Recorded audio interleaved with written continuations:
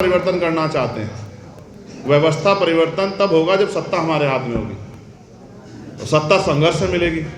तो हम ये करेंगे जब हमें अवसर मिलेगा कि चाहे चपरासी का बेटा हो या प्रमुख सचिव का, चाहे डीएम का बेटा हो या पटवारी, चाहे एसएसपी का बेटा हो या कांस्टेबल का, चाहे मंत्री जी का बेटा हो या मुख्यमंत्री जी का या बिटिया या राज्यपाल का या उनके सेक्रेटरियों का या गांव के प्रधान का, सरपंच का, पार्षद का, सभासद का, नगर पालिका के चेयरमैन का, जिला पंचायत सदस्य का, अध्यक्ष का, जो लोग सरकारी लाभ लेते हैं उन सब के बच्चे सरकारी स्कूल में पढ़ाए जाएंगे, ऊपर से लेकर नीचे तक। जब ये सब लोगों के बच्चे सरकारी स्कूल में पढ़ेंगे तो सरकारी स्कूल बनेंगे प्राइवेट स्कूल से भी बेहतर। क्योंकि जब जिलाधिकारी का बच्चा उस कुर्सी पर बैठा होगा, बराबर में मजदूर का बच्चा बैठा होगा, किसान का भी, तो जो मास्टर पढ़ाएगा अगर किसान के बच्चे से प्यार न करता हो तो जिलाधिकारी के बच्चे से तो प्यार करता होगा, उस हिसाब से पढ़ाएगा तो उसको भी ज्ञान बराबर। इससे क्या होगा कि जो ये प्राइवेट सेक्टर की इतने बड़ा स्ट्रक्चर बना के खड़ा कर दिया, जहाँ से गरीब आदमी जिसमें घुस नहीं सकता, बस दूर से खड़े होकर तमाशा देख सकता है और अपने दिल पे हाथ रख के सुकून कर सकता है कि हमारे नसीब में नहीं है, वो प्राइवेट सेक्टर तो हो जाएगा कमज़ोर और वो अच्छी से अच्छी पढ़ाई मिलेगी कहाँ?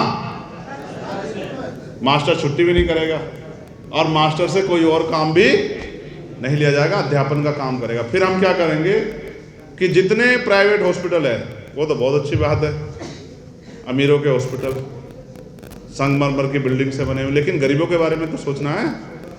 तो जितने मैंने पद आपको बताए उतने ही पदों पे जो भी लोग बैठे हैं,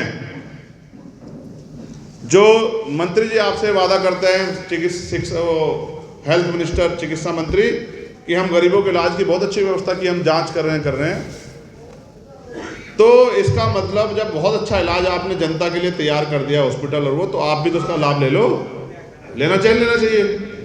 तो जब मंत्री जी, विधायक जी, मुख्यमंत्री जी, राज्यपाल जी या कोई भी अधिकारी कर्मचारी किसी भी ग्रेड का हो, जब उसके बच्चों का और उसका इलाज सरकारी हॉस्पिटल में होगा तो सरकारी हॉस्पिटल भी अच्छे बनेंगे, उनकी संख्या भी बढ़ेगी और वहाँ पर बेहतर से बेहतर इलाज भी होगा, दवाइयाँ भी टाइम पे मिलेगी, सारी जांच भी होगी और वो सब इतने सस्ते दाम में होगी कि कोई गरीब मेरे जैसा व्यक्ति, उसके पिता सड़क पे दम नहीं तोड़ देंगे कि उसकी जेब में पैसे ना।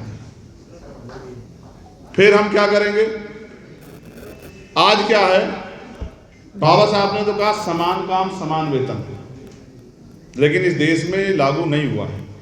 वही काम करने वाले आदमी को, सरकारी कर्मचारी को मिलते हैं 40,000 रुपये और वही काम करने वाले मजदूर को मिलते हैं 250 रुपये, 300 रुपये, 400 रुपये। तो कम से कम उसका वेतन इतना तो हो कि वो अपने परिवार को सुख समृद्धि से पाल सके, स्वाभिमान सम्मान का जीवन जी सके, उसकी भी जेब में कुछ पैसे, वो भी जिंदगी जी सके। यहाँ बैठे कितने लोगों ने हवाई जहाज के सफ़र किए हैं, कितने लोगों ने रिजर्वेशन के डब्बे में बैठ के जो है कोई यात्रा की है, कुछ जिंदगी है गरीबों की। अमीरों के कुत्ते बढ़िया बढ़िया गाड़ियों में घूमते हैं, उनके लिए, उनको नहलाने के लिए बढ़िया से बढ़िया शैम्पू आते हैं। अगर जहां उनको रखा जाता है, अगर सर्दी आती है तो हीटर लग जाता है, और गर्मी आती है तो एसी लग जाता है। उनके पीने के लिए बढ़िया दूध आता है कौन सा, जिसमें मलाई नहीं होती है, पेट ना खराब हो जाए। और यहाँ आप लोग सड़कों पे दम तोड़ देते हो, किसी को कोई फर्क? आप भूखे से हो या प्यासे से हो, इससे किसी को कोई फर्क? हाँ, सरकारें आपको इस तरह दिखाती हैं जैसे सरकारें आप पे बहुत बड़ा एहसान कर रही है, क्योंकि आप जानकार नहीं, आपको पता ही नहीं। आपको लगता है सरकार का मंत्री जो हैं, जो भी हम पे खर्च करते हैं, वो पैसे घर से लाते हैं, अपने बिजनेस निकाल के देते हैं। हमारा पैसा हम पे खर्च करना, भाई जो काम आप उनसे करवा रहे हो वही काम मुझसे करवा लो, क्या दिक्कत है? समझ रहे हो? जो काम इस माइक से हो रहा है वो काम इस माइक से करा लो, काम तो आपका ही होना है ना। हम करेंगे तो आपके जीवन में खुशहाली आएगी, वो कर रहे हैं तो आप वहीं खड़े हो जहाँ खड़े थे। ठीक है? तो समान कार्य समान वेतन। अगर कोई न्यूनतम वेतन भी बहुत जरूरी है, क्योंकि आवश्यकता आविष्कार की जननी होती है, संख्या है ज़्यादा और काम है कम। तो अक्सर ऐसा होता है कि आदमी मजबूरी में 200 रुपये 150 रुपये भी काम करता है, और ऐसा मैंने अभी देखा। बागपत में ऐसा हुआ, जब मैंने उनसे पूछा जो लोग कोल्हू पे काम करते हैं, उन्होंने बताया साहब 150 रुपये पड़ जाते हैं, 200 रुपये पड़ जाते हैं, 24 घंटे काम करना पड़ता है, कोल्हू में 24 घंटे झोंकना पड़ता है। और उसमें जवान जवान बच्चियाँ माएँ सब थी। मुझे बहुत तकलीफ हुई। एक घटना हो गई थी, मैं वहाँ गया था, मैं जाता रहता हूँ, घटना होती है आप जानते हैं, मैं सभी जगह जाता हूँ।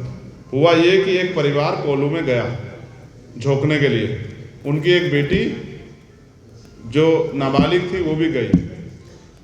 तो मालिक तो मालिक होता है, जैसे आज के मालिक हैं हमारे प्रधानमंत्री जी, तो मालिक के अपने अपने सोच होती है मालिक की। तो बेटी जब उनके माता पिता चले गए खाना खाने के लिए, तो बेटी झोंक रही थी, तो उन्होंने उसको बदनीयत से पकड़ लिया। उस बच्ची ने हिम्मत दिखाई तो उन्होंने उसके साथ दबाव बनाने की कोशिश की। जब वो बच्ची उनसे नहीं मानी, उसने हल्ला मचा दिया, तो उन्होंने पकड़ के उसको कोल्हू में, जलते कोल्हू में फेंक दिया। वो 60-70% जल गए।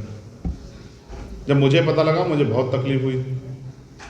इंस्पेक्टर साहब मुकदमा नहीं लिख रहे थे, उनका भाई मुकदमा लिखवाने के एप्लीकेशन दे के आया, तो बाहर कुछ गुंडों ने पकड़ के उसको पीट दिया। तो मुझे लगा कि भाई अब मेरी ज़रूरत आन पड़ी है, तो फिर मैंने उनकी मदद करके मुकदमा लिखवा के वो लोग गिरफ्तार करवाए। जब मैं उस बच्ची से मिलने गया तो उसकी आंख में आंसू थे।